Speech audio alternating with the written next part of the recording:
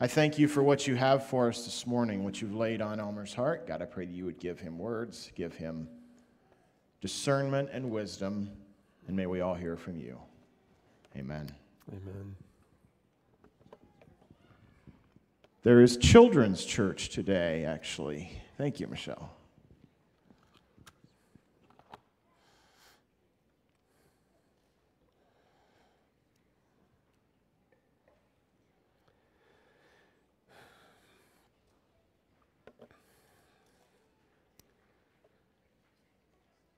It's been several weeks since I've been up here and bringing the word. A couple weeks ago, we were at our annual conference of the coming together of our group of churches, formerly known as Conservative Mennonite Conference and now known as CMC. So we've been about trying to figure out a name change, and we just kind of said, okay, the name change is, it's no longer Conservative Mennonite Conference, it is now called CMC. And what does CMC stand for? I don't know, tell me, what does Apple stand for? What does Google stand for? What does Obria stand for? We're trying to say CMC stands for CMC. So, welcome to CMC. Yes, the books are still going to say Conservative Mennonite Conference for now, but we are doing business as CMC.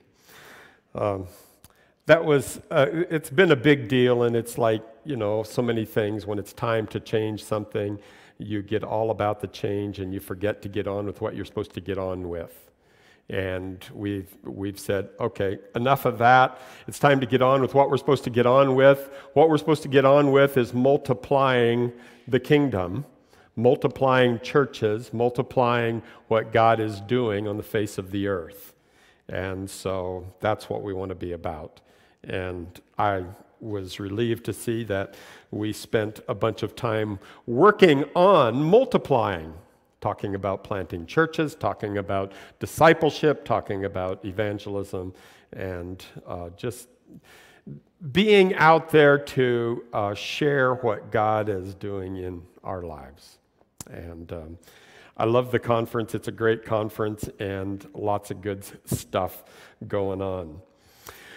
Well, last time we talked about King Saul, how that King Saul started out so well. He just really nailed it for a while. And then a bitter root got in there. And instead of being a creator, he soon became a victim.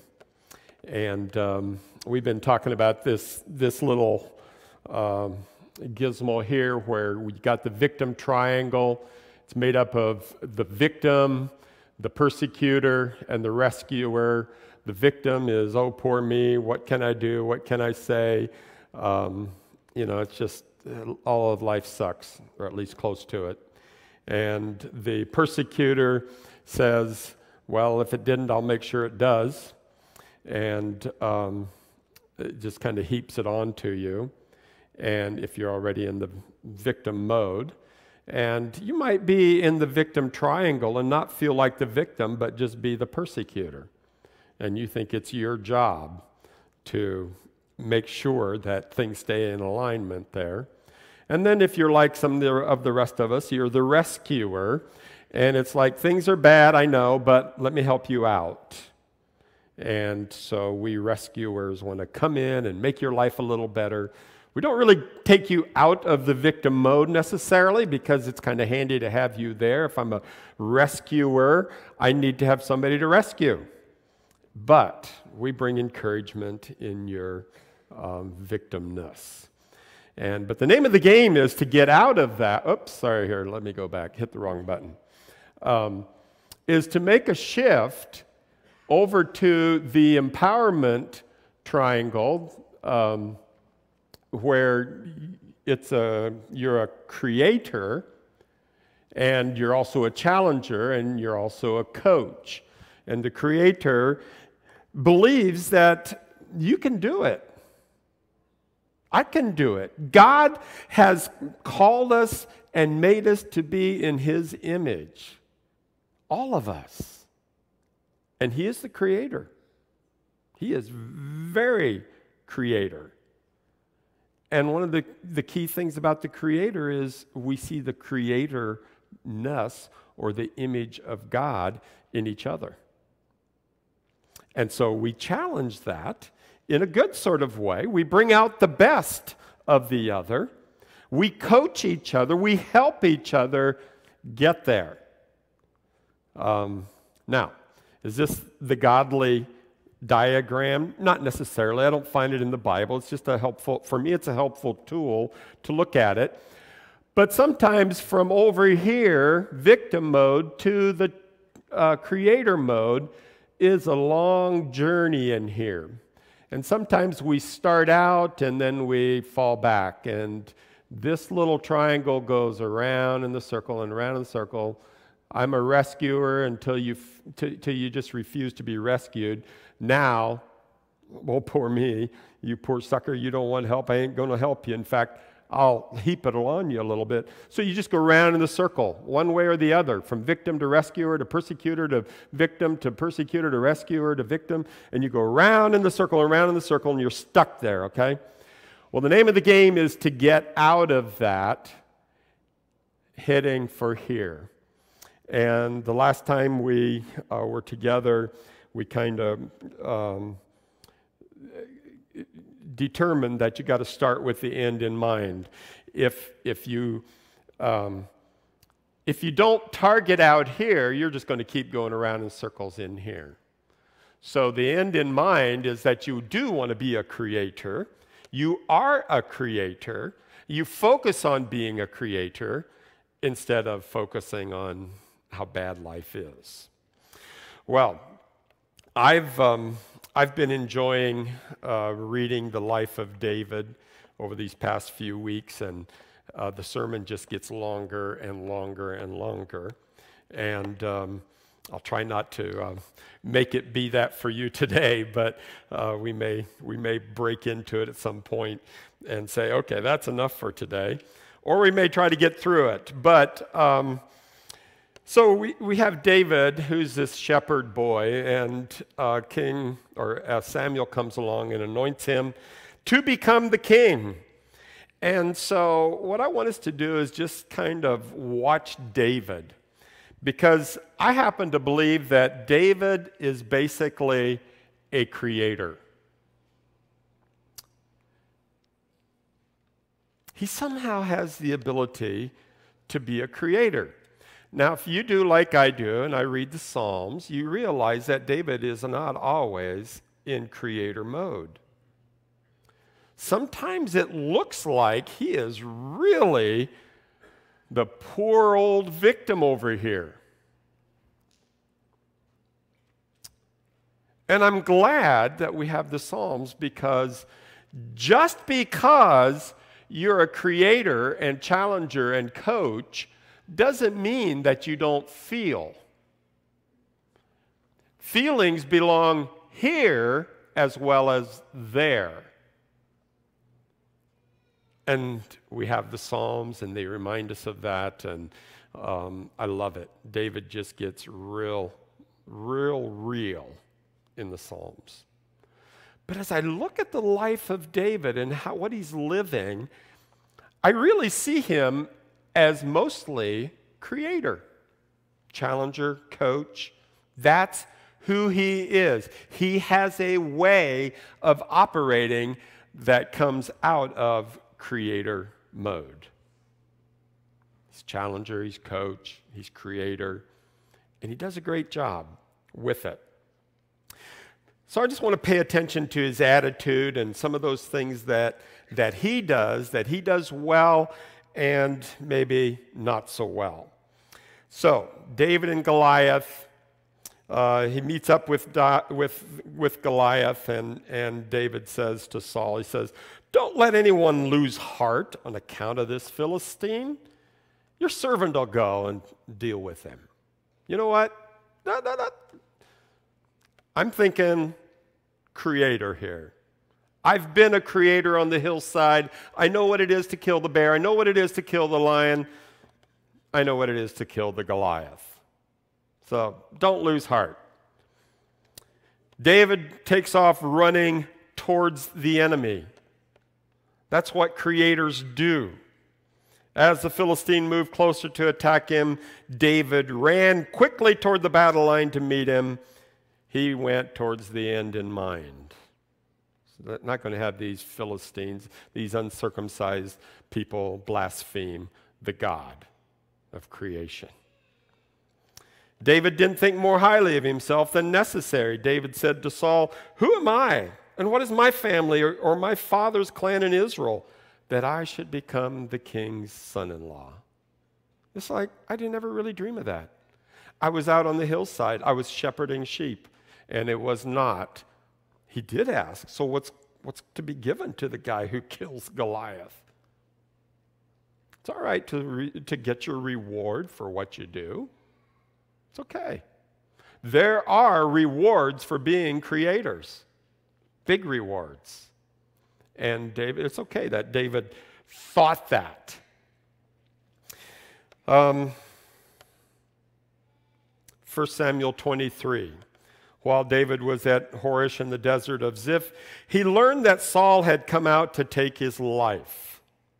And Saul's son Jonathan went to David at Horish and helped him find strength in God. In other words, I don't know if you know what it feels like to feel what it's like if somebody's out to take your life. How many of you have had a death threat other than from your spouse? And that, wasn't real. When you see them taking out life insurance over you, that's when it might be real, okay?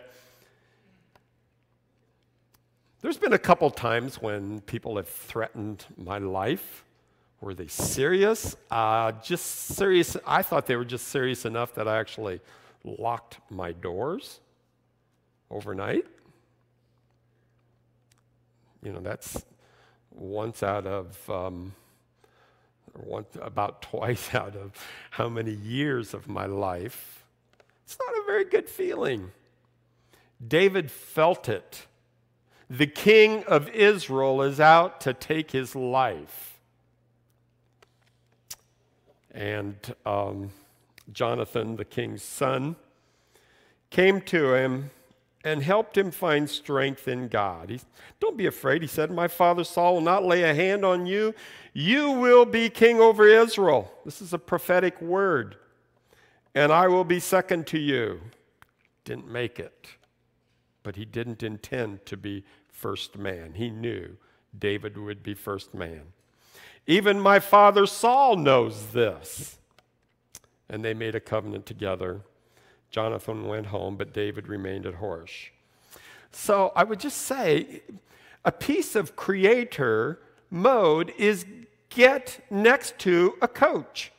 You're in that triangle, the creator triangle, where there's creator, there's challenger, and there's coach. You got to get those people around you, and I think David did that in his better moments.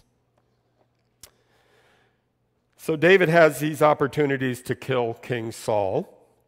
One time King Saul's in the cave. He went in there to relieve himself. David and his men are being hunted. They're hiding in the cave, deep cave. And they're in there, and the men with David say to him, he said, "This is the day the Lord spoke of when he said to you, I will give your enemy into your hands for you to deal with as you wish." Wow, what a statement. He's there. He's waiting. Dude, this is your moment. You can have it. You can be done with all this death threat stuff coming at you.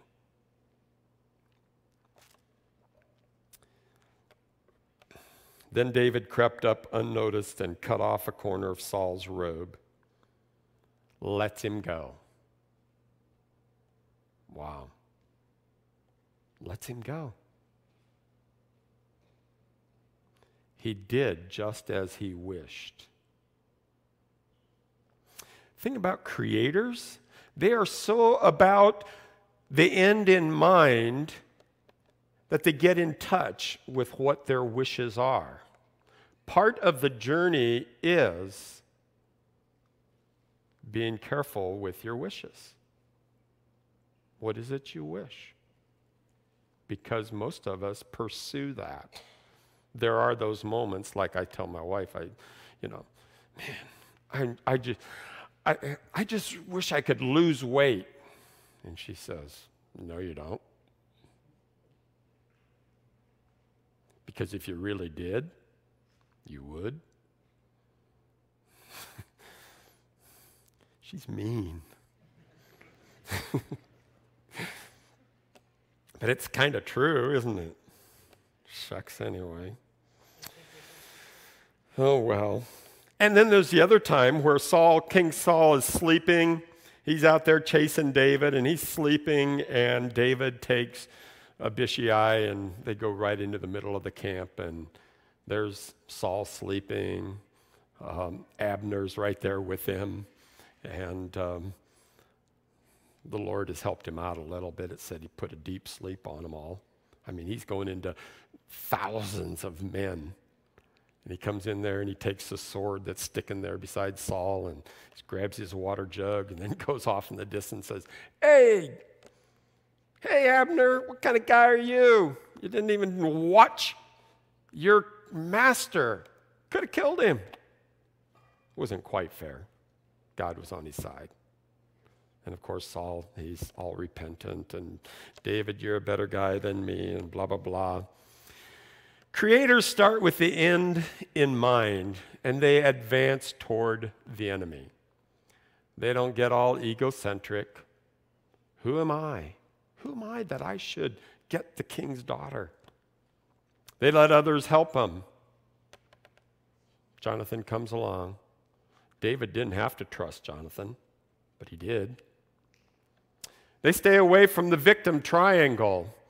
Notice that David didn't just jump into the victim triangle and said, jeepers, what chance do I have if the king of Israel's after me, poor old me?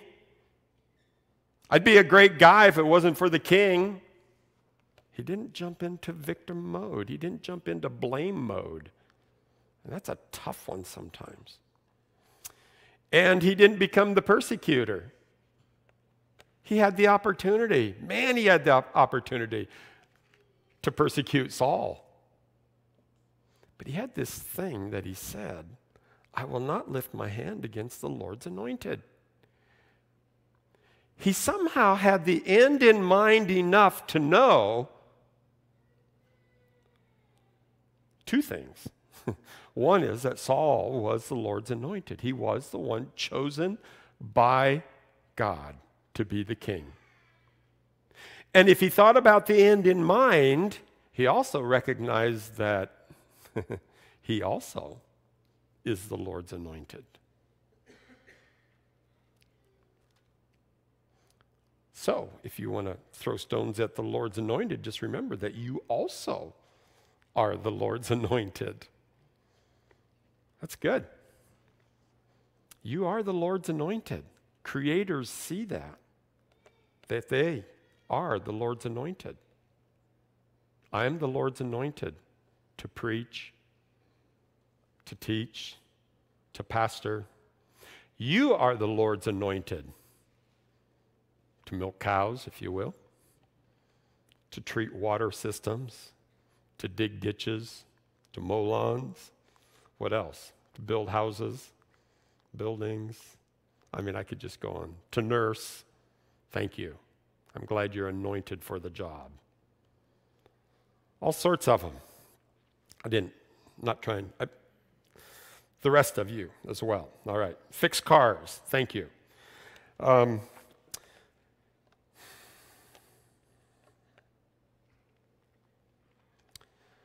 This is where then Saul says to David, oh, may you be blessed. I'm the bad guy. You're the good guy. And David thought to himself, oh, wait a minute. I'm getting there.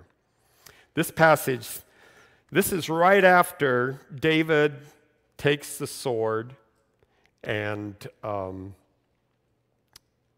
Saul gets it back, sends it back to Saul. And then Saul said to David, "May you be blessed, my son David. You will do great things and surely triumph." Even Saul prophesies over David. That's cool. So David went on his way, and Saul returned home. But David thought to himself, "One of these days I will be destroyed by the hand of Saul." You know, David has been doing amazingly well.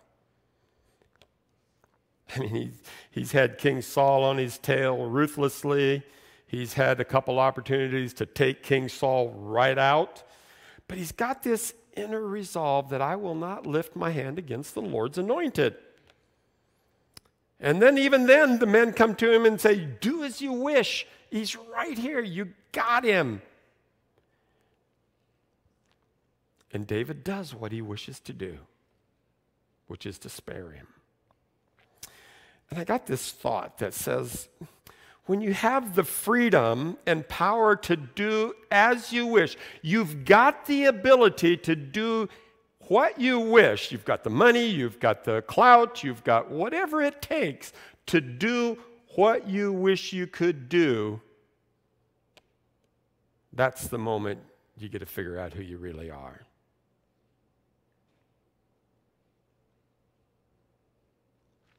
When you've got the power, you've got the ability, you've got what it takes to do what you wish, then you get to see who you are.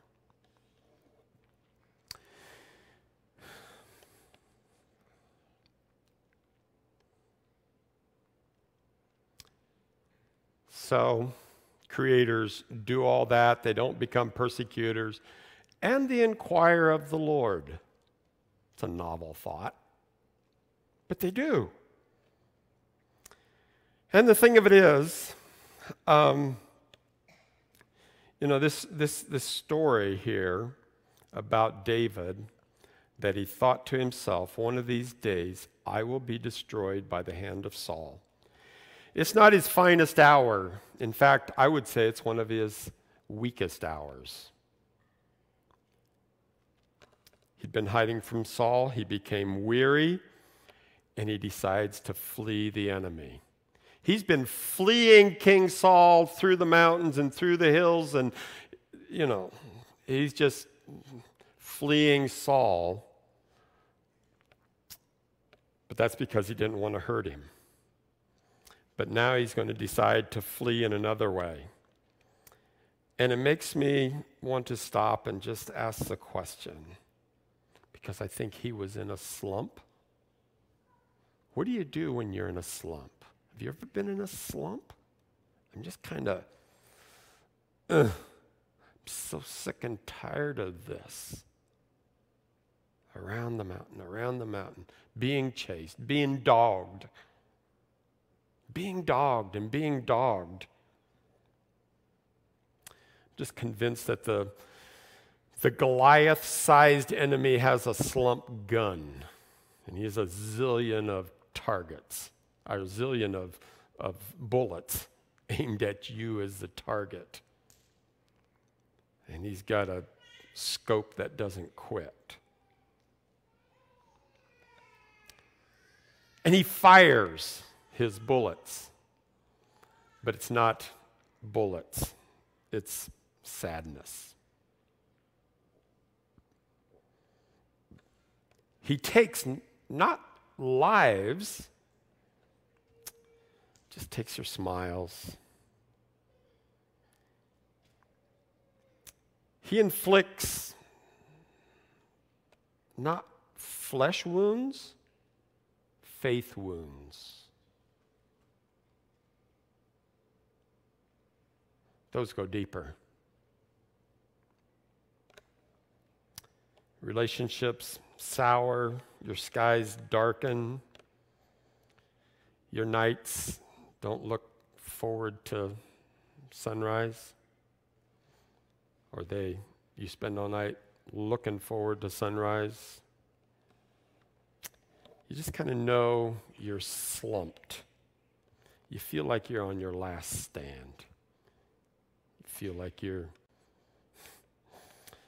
You feel like the problems are the Sioux and you're Custer, and you're on your last stand. That's what it feels like when you've been slumped. And David feels this. He feels worn out. He's weary. And he decides to flee the enemy. And he's not thinking end in mind here. I don't think he's thinking end in mind. Saul's been getting the best of him. He's sleeping in caves. He's lurking behind trees. He's got 1,000 people that he's trying to take care of on the run. He's got wives and kids. And he's on the run, and on the run, and on the run. And all of a sudden, the slump gun finds its mark, and David thinks unto himself, Saul's going to kill me one day. Saul's going to kill me one day. Is that creator mode? No, that's victim mode. Victim mode. Saul's going to kill me one day. He's going to get it. He's going to get it done. Self-victimization. So, the best thing to do is, well, you know what? Just go to the enemy's camp. Yes, you have the enemy Saul, but see, he's not real. Saul is really not his enemy almost. It's all the other people around, because if David sees the end in mind and David's going to be the king one day, who are the real enemies? It's not Saul. It's those people around him, the Amalekites and the Amorites, and fortunately not the Mennonites, and it's all the ites around him. The Philistines, those are the enemy. But here's David. He immerses himself in his fear until his fear takes over, and he says, I'm going to be destroyed by Saul. It's not a good place to go. In fact, if you go there, it's going to rob your joy and delight. And that's what happened to him at Ziklag. When he went into Gath, into the land of the enemy, the Amalekites came in, burned Ziklag, took his wives and kids. His wives' names were Abigail. What was the other one? I can't remember. But their names mean joy and delight. They took his joy and delight. And the thing of it is he knows better. He's not, this hasn't been his creative pattern. It's not been his way. On his better days, he's like this. He shows us how to do it right, but he's not right now. In his better days, he had the freedom to follow his heart. All of a sudden, he doesn't. You know, David usually inquired of the Lord. And I just went kind of, I'd read through this, and all of a sudden, I saw it again. And then when I went back and looked at the life of David, it's repeated. He inquired of the Lord. First time he faced the Philistines in the wilderness, he inquired of the Lord. When he felt small against the enemy, he inquired of the Lord. When the Amalekites attacked Ziklag and burned it, and they wept their hearts out, and then he inquired of the Lord all over again. When he was crowned as a king, pursued by the Philistines, he inquired of the Lord. I think, it's almost like we all have our phones and you got a speed dial, and his was inquire of the Lord. That's what our speed dial needs to be, is inquire of the Lord. If you're going to go out of victim triangle to creator triangle, you're going to need to inquire of the Lord. And David used to do that. When he was confused, he talked to God. When he was challenged, he talked to God. That's just what he did. When he was afraid, he talked to God almost all the time, but he didn't this time. It says he thought to himself, I'm going to get killed. David consults David. Poor choice, although sometimes you do have to check with yourself to see if what's coming at you is the truth towards your end in mind, or if it's just a pack of lies. So once David gives up, he gets out. And I would say, the end in mind is that it's not about you and me. The end in mind is that it's about God. And the moment we give up, we turn the focus from being about God to being about me. We do this little. And so he gets out. He goes to Achish, he goes to Gath, and he goes into Ziklag. He joins up with the enemy. And for the moment, he feels some relief. He's camped in the enemy's backyard. I mean, he's camping right on enemy territory. And for the moment, it feels like there's relief. But soon guilt, loneliness, heartbreak rushes in. David wore out. He got out and he sold out to the enemy. He strikes a deal with Achish, the king of Gath. He says, I will be your servant. And of course, Achish thinks that's a pretty good deal. And it's while he's there that it looks like he's fighting for Achish. He's not. He's now lying every day. He goes out and raids enemy, destroys everybody because he doesn't want a trace coming back and telling Achish what's really going on. So how's your fighting going? Oh, good. We annihilated him. Achish thinks they're killing Israelites, but they're not. So David's life is made up of lies, and he covers up his deceit with bloodshed. And I went through the Psalms and looked to see if David had any Psalms that he wrote. You know, if you read the Psalms, there's little notes that say he wrote it while he was repenting of his sin, or he wrote it while when Nathan came to him, and he wrote it, these different times. I don't think he wrote any Psalms while he was living in Achish, while he was living in Gath under Achish. I think the Psalms left him. I don't think he got his harp out. That's what I don't think. And that happens when we get in enemy territory. Well, how am I doing? Got a few minutes here. So, they go out on a raid, and when they come back, they discover that Ziklag has been burnt and to the ground by the Amalekites, and David and his men, they weep aloud, they're undone, they're greatly distressed, and the men are talking about killing King David, or killing David, who's not king yet, stoning him. And it says, but David found strength in the Lord his God. And we're not quite sure what that all was. We just know that that word found is he went looking.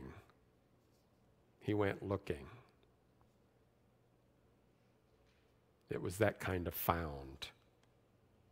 It's not the kind that you wake up one day and you find out that you're married and you've got 5 kids. And it's not that kind of find out. It's the kind that he went looking until he found it. He found strength in the Lord, and it says he inquired of the Lord. So, David wore out, he got out, and he sold out. And again, if we hit the pause button and think about us, what do you do when you're wore out? and you get out and you sell out. How do you handle that? How do you handle it when you're tired of trying, you're tired of forgiving, you're tired of dealing with hard-hearted, hard-headed people? What do? How do you manage your dark days? What do you do with it? Take a pill? It's one way. Take a little scotch? That's another way. Those things will numb the pain for a moment, but they don't deal with it. Fail to pray. Prayer's talking with God. You're not inquiring of God. Are you seeking good advice? David's not listening to anybody because he's not asking anybody. David gave up, and the word is don't. I was reading the story about a Florence Chadwick in 1952. She attempted to swim the cold waters between Catalina Island and the California shore. And, back in 52, she probably didn't calculate it was going to be foggy that day, bad day to go do it. She did it anyway. And she swam through foggy weather and choppy seas for 15 hours, cold water. And her legs began to cramp, her body began to cramp. Her resolve weakened. And she begged to be taken out of the water. And her mom is in the boat right beside her just saying, no, you can do it, you can do it. Don't give up, don't give up. They didn't have the GPS to say how close they were to the island. And finally she says, I can't do it, just can't do it. They got her in the boat.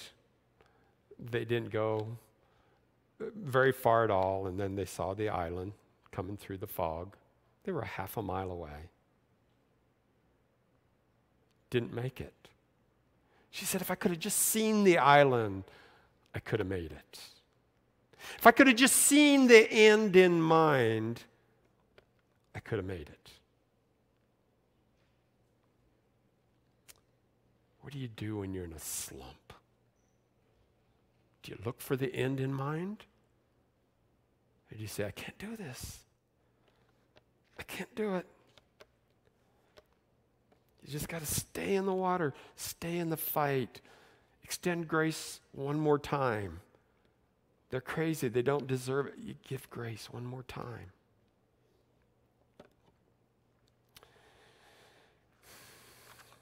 Finally, David does the right thing at Ziklag. He inquires of the Lord, and he goes after the Amalekites. God says, you can take them. He gets all his wives and his families back. And it's a great day for them. 2 Samuel 7 says after the king, and we're jumping way ahead here now. This is after David is king. He settles in his palace, and the Lord had given him rest from his enemies. And he said to Nathan the prophet, he said, here I am, living in the palace of cedar while the ark of God remains in a tent. And Nathan gives him this reply. He says, well, whatever you have in mind, do it. God's with you. Whatever it is you wish to do, you've got the power, you've got the means, do it. You can do it. But then that night, what we know is the Lord talks to Nathan. Nathan talks to David and says, nope, you're not the guy. It'll be someone else. And out of that, David goes in and sits before the Lord. And he says, again, who am I? Who am I, sovereign Lord, and what is my family that you have brought me this far? And as if this were not enough in your sight, O sovereign Lord, you've also spoken about the future of the house of your servant. Who am I? He's still got the creator mode mentality that isn't full of pride, it isn't full of egocentrism, like I I.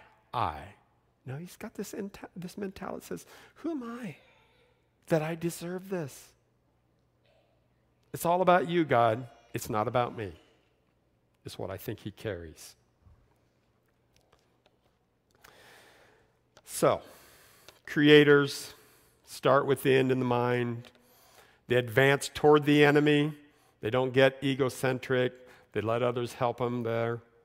Stay away from victim triangle. Don't become persecutors in it. Inquire of the Lord. Last week, Brian Fenimore, he said to those who are discouraged and have lost hope, like, I don't look forward to tomorrow. He called you out. And he said that the Lord restores our soul. God can actually do this for us, and it's great.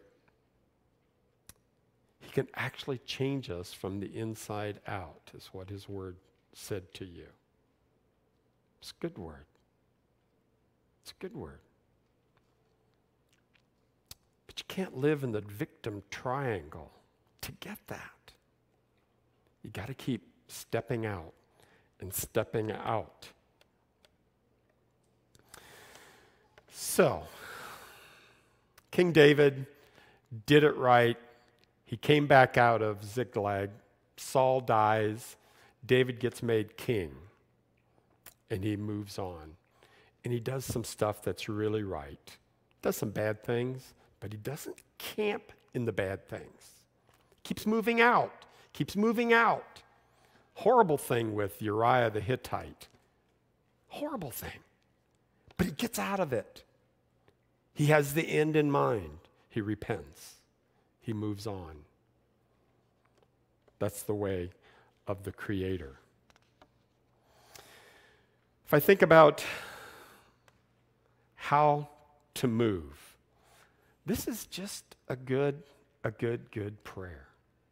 It's a good grid that will get you there. God, grant me the serenity to accept the things I cannot change. David could not change it that Saul was on his tail. He just accepted it. He says, I will not lift my hand against the Lord's anointed. That's that. The courage to change the things I can. Go towards the enemy. Don't run away. Keep moving. Keep help around you. Stay after it. And Lord, grant me the wisdom to know the difference, because if we don't know the difference, we are going to vacillate around and around in circles. And God would like us to move on, to be creators. So, Father, I thank you for your word to us. I thank you that indeed part of who you are to us is that you have made us in your image, and we desire to be those who walk in creator mode. Father, for all of us, I just thank you for that. And help us to see each other as co-creators. Help us to look to the good in the other as co-creators. And that we challenge, we coach towards that end. And we don't persecute. We don't rescue. We don't victimize. So thank you, Lord. In Jesus' name, amen. And you know, usually I get done and then I sit down and then somebody says, yeah, I was thinking. And I'm thinking, if you got something you're thinking that you would just like to add to this, Jason will give you the microphone. Okay? Because here's what happens. I miss so much. And I get home and Eileen says, why didn't you say blah, blah, blah, blah, blah? Or, you know, thought I had, yeah, it was in my notes, but I missed it. You know, so that happens. So, anybody have something you want to add to today? Jason will give you a minute or two. I will give you the mic.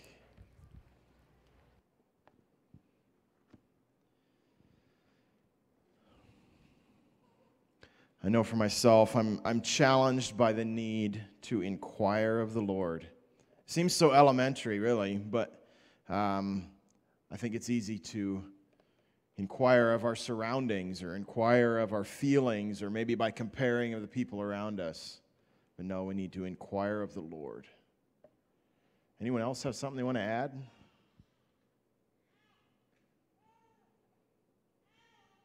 All right. If you have an announcement,